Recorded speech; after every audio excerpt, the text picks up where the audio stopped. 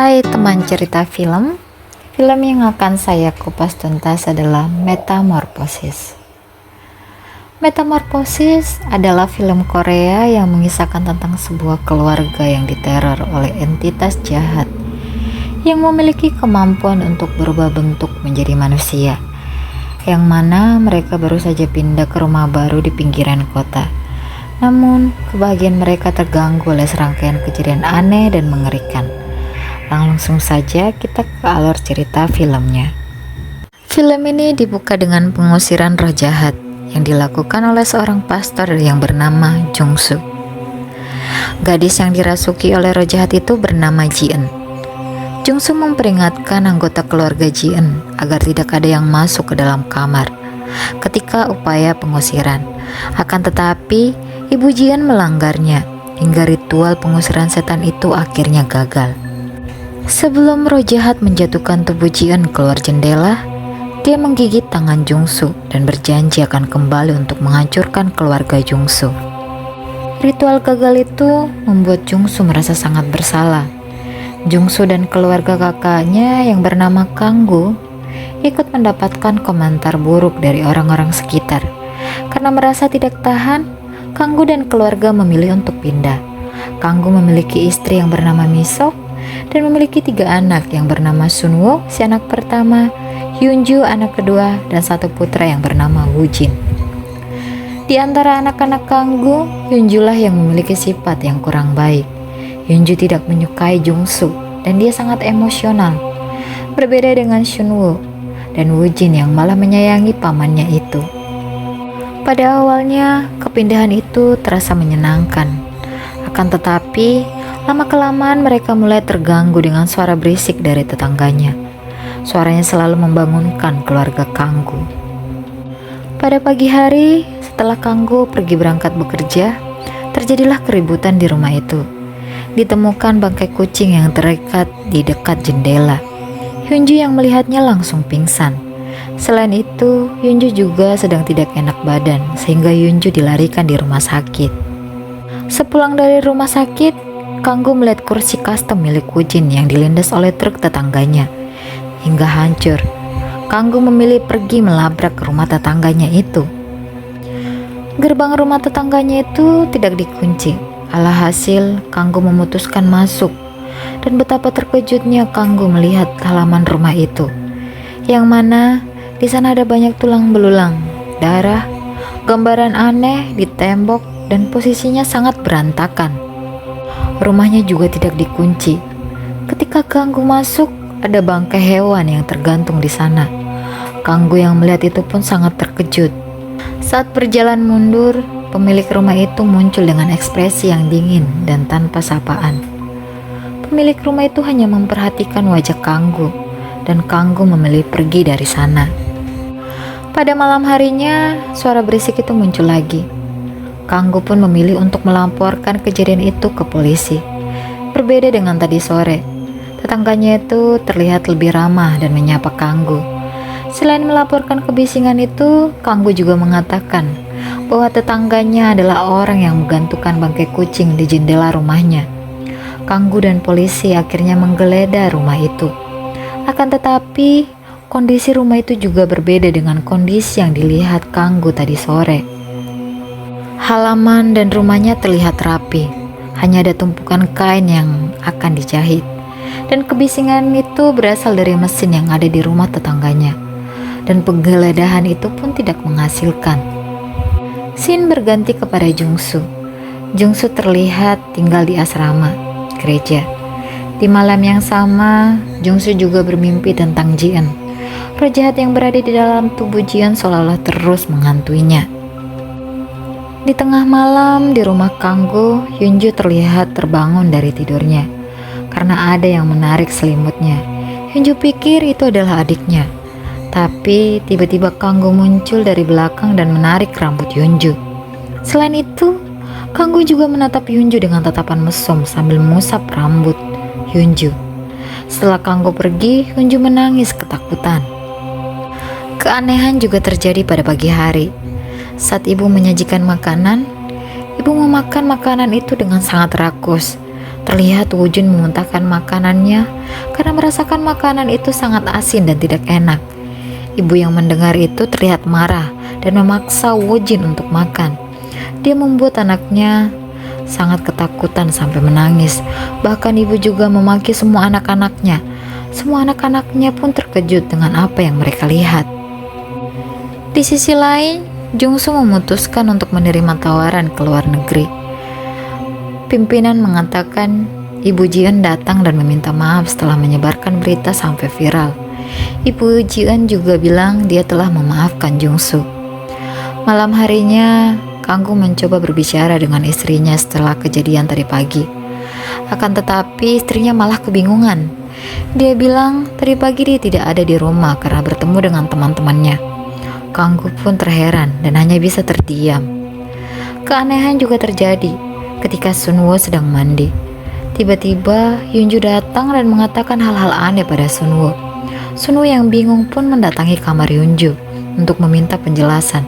Akan tetapi Hyun-ju mengatakan dia tidak mengerti apa maksud dari Sun-woo. Hyun-ju pun malah balik menceritakan kejadian di mana ayahnya masuk ke kamarnya.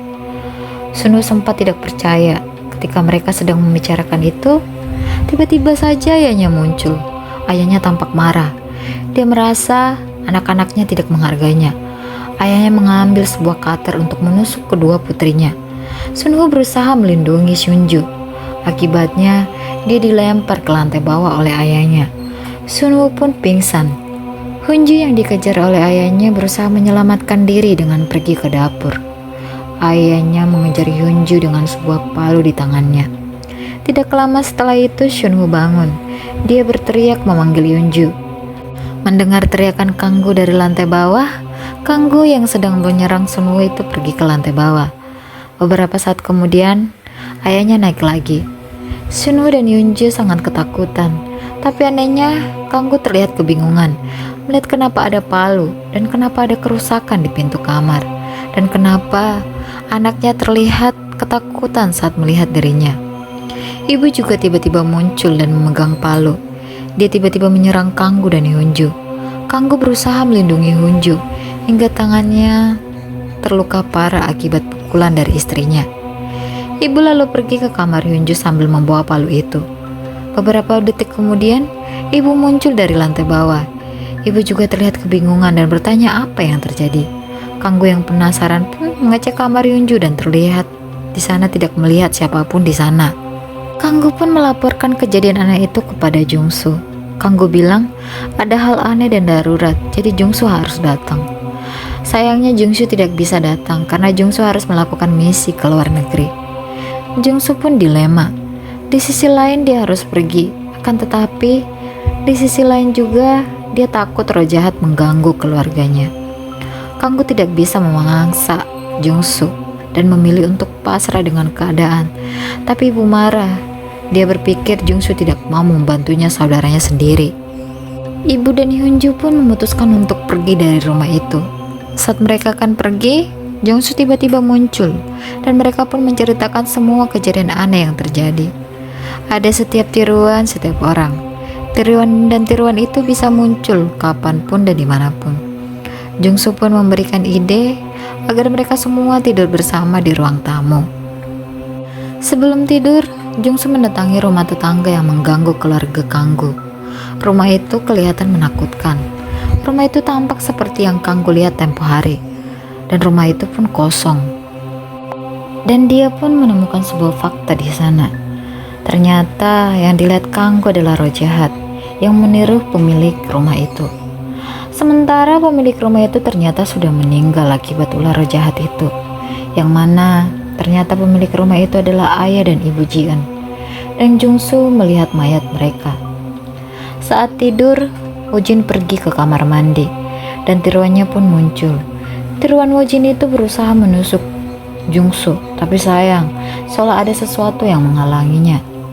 Tanpa diduga, Jung-soo juga memasang kamera hingga dia bisa melihat kejadian semalam. Dan Jung-soo juga melaporkan kejadian itu ke seniornya.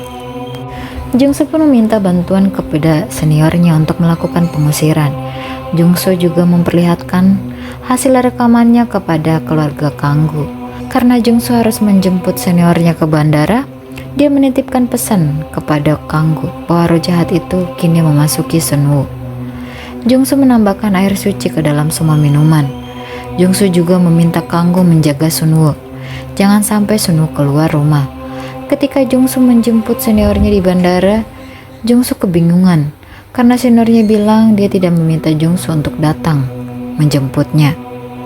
Jungsu dan tim yang dibawanya pun segera pergi ke rumah Kanggo. Dia mengendarai mobilnya dengan kecepatan penuh. Tapi tiba-tiba saja ada burung gagak berterbangan. Alhasil mobil yang dikendarai Jungsu menabrak mobil lain. Remnya juga blong, sehingga menyebabkan kecelakaan yang cukup parah. Setelah mobilnya jatuh ke jurang, Jungsu tiba-tiba terbangun. Jungsu berusaha keluar dari mobil itu. Di rumah Kanggo, terlihat Yunju yang turun di ruang bawah tanah. Dia berencana mengambil salib dan patung Bunda Maria. Tapi tiba-tiba Yunju mendengar suara yang mengalihkan pandangannya, dan lampu gudang juga tiba-tiba mati. Lalu ada sesuatu yang mendorongnya ke tempat pembakaran. Api pun tiba-tiba menyala. Alhasil Yunju pun terbakar dan meninggal di tempat pembakaran itu. Kanggo yang mengingat pesan Jungsu untuk melarang Sunwoo untuk pergi kemanapun, Kanggo bahkan mendorong kepala Sunwoo ke pintu agar Sunwoo pingsan. Kanggo mengikat kaki dan tangan Sunwoo. Semuanya pun panik, kebingungan dan ketakutan. Tiba-tiba saja Jungsu datang dengan keadaan yang sangat mengkhawatirkan. Dia bilang dia tidak bisa melakukan ritual karena mereka semua mengalami kecelakaan. Jungsu juga tidak bisa melakukan ritual sendirian karena dia telah mengalami kegagalan yang membuatnya trauma. Jungsu takut gagal lagi seperti dulu, tapi Kanggo memohon agar Jungsu mau melakukan ritual itu. Kanggo percaya bahwa Jungsu mampu melakukannya. Akhirnya ritual pengusiran pun dilakukan dan ritual pun dimulai. Sunwoo terus memohon untuk dilepaskan. Jungsu mengatakan untuk mengabaikan semua apa yang dikatakan Sunwoo, karena itu bukanlah Sunwoo melainkan roh jahat. Sunwoo dipecut dan dilukai terus-menerus. Ibu yang melihatnya pun tidak tega dan memintanya untuk berhenti. Kanggo sudah kehilangan akal, dia kebingungan. Dia pikir orang yang memintanya berhenti adalah tiruan istrinya. Hingga akhirnya Kanggo pun mencekik istrinya itu. Istrinya pun berusaha lepas dari cekikan Kanggo. Dia pun menghantam kepala Kanggo. Jadi Kanggo juga membalas dengan membenturkan kepala istrinya hingga pingsan. Di sisi lain, pihak penyelamat telah datang ke lokasi kecelakaan. Mereka mengeluarkan senior Jungsu dan juga timnya dari mobil, dan terjadilah sebuah ledakan besar setelah itu. Tidak jauh dari lokasi, tim penyelamat melihat korban lain yang tidak sadarkan diri, yang mana itu adalah Jungsu. Ternyata yang ada di rumah Kanggo bukanlah Jungsu asli, melainkan iblis yang menyerupai Jungsu. Iblis yang menyerupai Jungsu pun tertawa puas melihat semua pertengkaran yang terjadi di keluarga itu.